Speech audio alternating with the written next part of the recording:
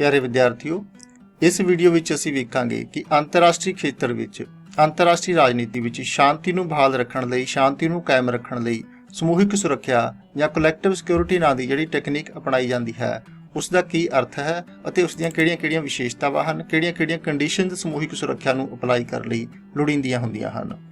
समूहिक सुरक्षा की परिभाषा अते अर्थां तो शुरू करदे हां। असीं समूहिक सुरक्षा का एक स्पष्ट जिहा अर्थ है, कॉमन जिहा अर्थ है, एक राज सारिਆਂ ਲਈ खड़दा है, सारे राज एक राज ਲਈ खड़दे ਹਨ, सारे राज आपस ਦੇ ਵਿੱਚ ਏਕਾ ਕਰਦੇ ਹਨ। ਕੀ ਏਕਾ ਕਰਦੇ ਹਨ कि ਜਿਹੜਾ ਵੀ ਰਾਜ ਅੰਤਰਰਾਸ਼ਟਰੀ ਸ਼ਾਂਤੀ ਜਾਂ ਵਿਵਸਥਾ ਨੂੰ ਭੰਗ ਕਰਦਾ ਹੈ, ਬਾਕੀ ਸਾਰੇ ਰਾਜ ਉਸ ਵਿਰੁੱਧ ਆਪਣੀ ਸ਼ਕਤੀ ਨੂੰ ਕਲੈਕਟਿਵ ਤੌਰ ਤੇ, ਸਮੂਹਿਕ ਤੌਰ ਤੇ, ਸਾਂਝੀ ਤੌਰ ਤੇ ਵਰਤਦੇ ਹਨ। इस तरह कोई भी राज है जो अंतरराष्ट्रीय शांति नूं भंग करन दी हिम्मत नहीं करता। जे कोई राज इस तरह कर दिंदा है, अंतरराष्ट्रीय शांति नूं भंग कर भी दिंदा है, तां बाकी सारे राज अपनी शक्ति नूं उस राज के खिलाफ वरतदे हन अते जिहड़े राज ते हमला होया है जां जिहड़े राज का कोई नुकसान होया है उस राज की नुकसान पूर्ति करने की कोशिश करते हैं। उस राज का जे कोई खेतर हमलावर राज ने दबिया है तो उस खेतर नूं छुड़वाउंदे हन। जार्ज स्वर्जनबर्गर ने समूहिक सुरक्षा की परिभाषा दिंदियां कहा है कि समूहिक सुरक्षा अंतरराष्ट्रीय व्यवस्था के विरुद्ध हमले नूं रोकण अते उसका सामना करने लई कीती गई सांझी कार्रवाई का यंत्र है। Collective security is machinery for joint action in order to prevent और counter any attack on an established international order. Palmer ते परकिन ने कहा है कि समूहिक सुरक्षा का स्पष्ट अर्थ है शांति नूं दरपेश खतरिਆਂ नाल निपटण लई समूहिक तौर ते उपराले करना। समूहिक सुरक्षा के अर्थ ਅਤੇ परिभाषावां ਦੇ ਅਧਿਐਨ ਤੋਂ ਬਾਅਦ ਅਸੀਂ ਕਹਿ ਸਕਦੇ ਹਾਂ ਕਿ ਇਹ ਸਮੁੱਚੇ ਵਿਸ਼ਵ ਦੀ ਸ਼ਾਂਤੀ ਅਤੇ ਸੁਰੱਖਿਆ ਨੂੰ ਸਾਂਝੇ ਤੌਰ ਤੇ, ਸਮੂਹਿਕ ਤੌਰ ਤੇ ਵੇਖਦੀ ਹੈ। ਇਸ ਵਿੱਚ ਹਰ ਰਾਜ ਵਿਸ਼ਵ ਭਾਈਚਾਰੇ ਦਾ ਸਮਰਥਨ ਕਰਨ ਦੀ ਜ਼ਿੰਮੇਵਾਰੀ ਲੈਂਦਾ ਹੈ ਅਤੇ ਬਦਲੇ ਵਿੱਚ ਵਿਸ਼ਵ ਭਾਈਚਾਰਾ ਉਸ ਰਾਜ ਦੀ ਹਰ ਤਰ੍ਹਾਂ ਦੇ ਹਮਲੇ ਵਿਰੁੱਧ ਸੁਰੱਖਿਆ ਦੀ ਜ਼ਿੰਮੇਵਾਰੀ ਲੈਂਦਾ ਹੈ। आओ चर्चा करते हैं समूहिक सुरक्षा ਦੀਆਂ मुख्य विशेषतावां की ਹੁੰਦੀਆਂ ਹਨ, इस ਦੇ मुख्य आधार की हैं। सब तो पहला आधार है कि हर राज का सब तो पहला ऑब्जेक्टिव ਹੁੰਦਾ है अपनी सुरक्षा ਨੂੰ कायम रखना। ये हर राज का अपना एक मेजर ऑब्जेक्टिव ਹੁੰਦਾ है ਤੇ ਕਿਸੇ भी राज की जो सुरक्षा है वह उसकी इकल्ले की सुरक्षा नहीं है, वह अंतरराष्ट्रीय शांति नाल जुड़ी हुई है। इसलिए किसी भी राज की सुरक्षा भंग होने का अर्थ यह है कि किसी न किसी समय विश्व शांति भी भंग होएगी, विश्व सुरक्षा भी भंग होगी। ते दूसरा इसका मुख्य आधार है कि यह शांति कायम रखने लई अपनाई जाने वाली विधि का नाम है समूहिक। का अर्थ है कि जिस राज के विरुद्ध शांति भंग हुई है, जिस राज ते हमला होया है, बाकी सारे राज समूहिक तौर ते उस राज का समर्थन करनगे ते जिहड़ा राज समूहिक सुरक्षा नूं भंग करता है, जिहड़ा राज अंतरराष्ट्रीय शांति नूं भंग करता है, उस राज के विरुद्ध बाकी सारे राज मिल के कार्रवाई करनगे।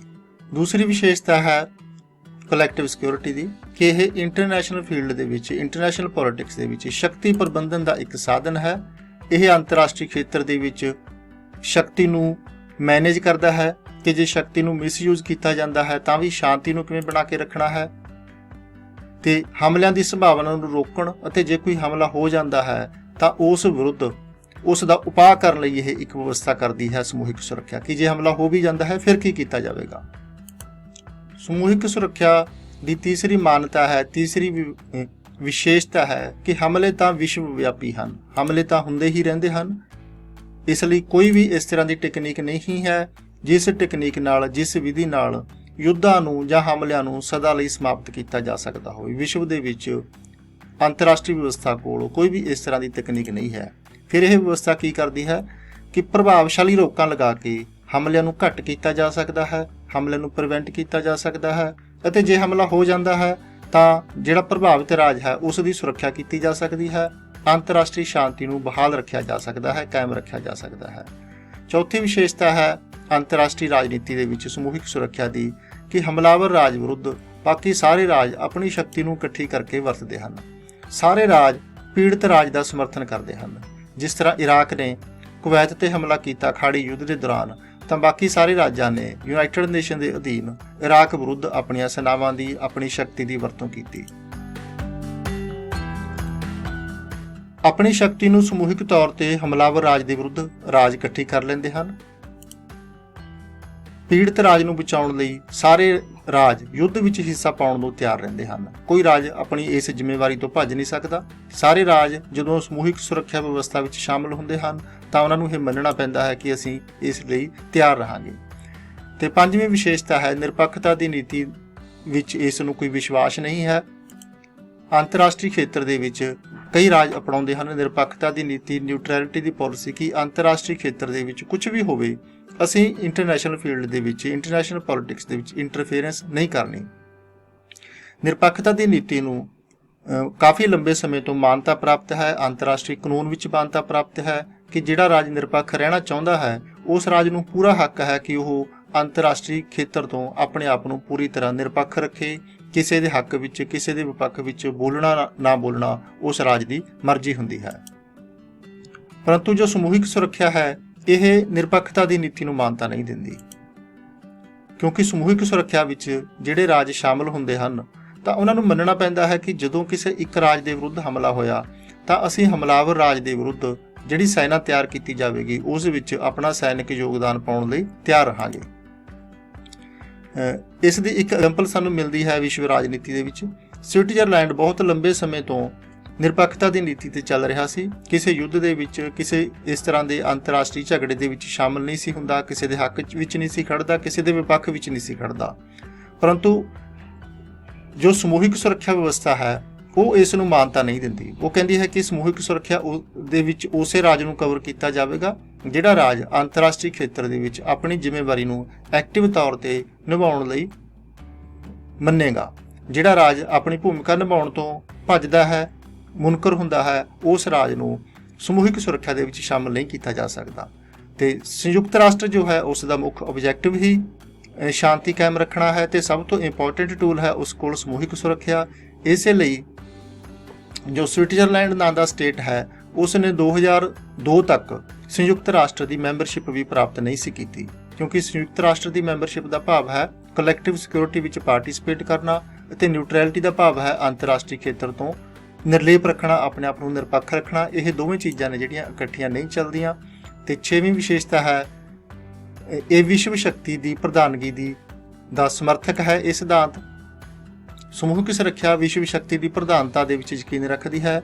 ਇਹ ਇਸ ਗੱਲ ਨੂੰ ਮੰਨਦੀ ਹੈ ਕਿ ਵਿਸ਼ਵ ਦੀ ਸਮੂਹਿਕ ਸ਼ਕਤੀ ਕਿਸੇ ਰਾਜ ਦੀ ਸ਼ਕਤੀ ਤੋਂ ਵੱਡੀ ਹੁੰਦੀ ਹੈ। ਕੋਈ ਰਾਜ ਜਿੰਨਾ ਮਰਜ਼ੀ ਸ਼ਕਤੀਸ਼ਾਲੀ ਹੋਵੇ, ਜਿੰਨਾ ਮਰਜ਼ੀ ਪਾਵਰਫੁਲ ਹੋਵੇ, ਜਿੰਨੀ ਮਰਜ਼ੀ ਆਰਮੀ ਹੋਵੇ, ਜਿੱਡੀ ਵੱਡੀ ਉਹਦੇ ਕੋਲ ਇਕਨੋਮੀ ਹੋਵੇ, ਪਰੰਤੂ ਜਦੋਂ ਬਾਕੀ ਸਾਰੇ ਰਾਜ ਉਸ ਵਿਰੁੱਧ ਇਕੱਠੇ ਹੋ ਜਾਂਦੇ ਨੇ ਤਾਂ ਕੋਈ ਵੀ ਰਾਜ ਬਾਕੀ ਸਾਰੇ ਰਾਜਾਂ ਦੇ ਮੁਕਾਬਲੇ ਤੇ ਨਹੀਂ ਕਰ ਸਕਦਾ।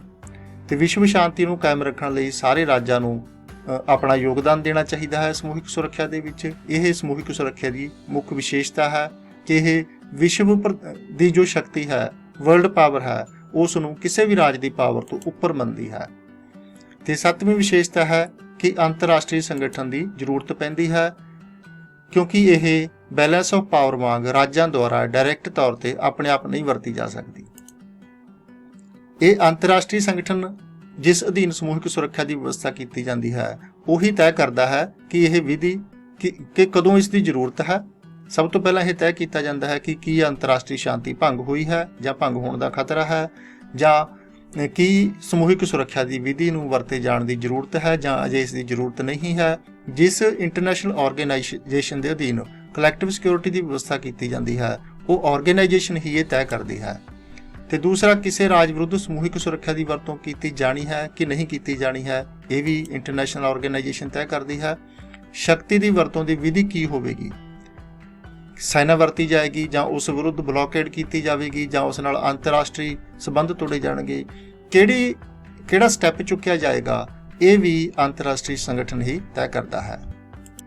8ਵੀਂ ਵਿਸ਼ੇਸ਼ਤਾ ਹੈ ਸਮੂਹਿਕ ਸੁਰੱਖਿਆ ਦੀ ਕਿ ਇਹ ਯੁੱਧਾਂ ਦੇ ਵਿਰੁੱਧ ਇੱਕ ਨਿਵਾਰਕ ਵਿਵਸਥਾ ਹੈ। ਯੁੱਧਾਂ ਨੂੰ ਇਹ ਪ੍ਰੀਵੈਂਟ ਕਰਨ ਦਾ ਕੰਮ ਕਰਦੀ ਹੈ। ਇਸ ਅਧੀਨ ਕੋਈ ਵੀ ਰਾਜ ਜਦੋਂ ਸਮੂਹਿਕ ਸੁਰੱਖਿਆ ਦੀ ਕੋਈ ਵਿਵਸਥਾ ਕੀਤੀ ਹੋਈ ਹੋਵੇ ਵਿਸ਼ਵ ਪੱਧਰ ਤੇ ਤਾਂ ਕੋਈ ਵੀ ਰਾਜ ਕਿਸੇ ਹੋਰ ਰਾਜ ਤੇ ਹਮਲਾ ਨਹੀਂ ਕਰਦਾ, ਕਿਉਂਕਿ ਉਸ ਨੂੰ ਪਤਾ ਹੁੰਦਾ ਹੈ, ਉਸ ਨੂੰ ਡਰ ਹੁੰਦਾ ਹੈ ਕਿ ਮੇਰੇ ਹਮਲੇ ਦਾ ਜਵਾਬ ਦੇਣ ਲਈ ਬਾਕੀ ਸਾਰੇ ਰਾਜ ਇਕੱਠੇ ਹੋ ਜਾਣਗੇ।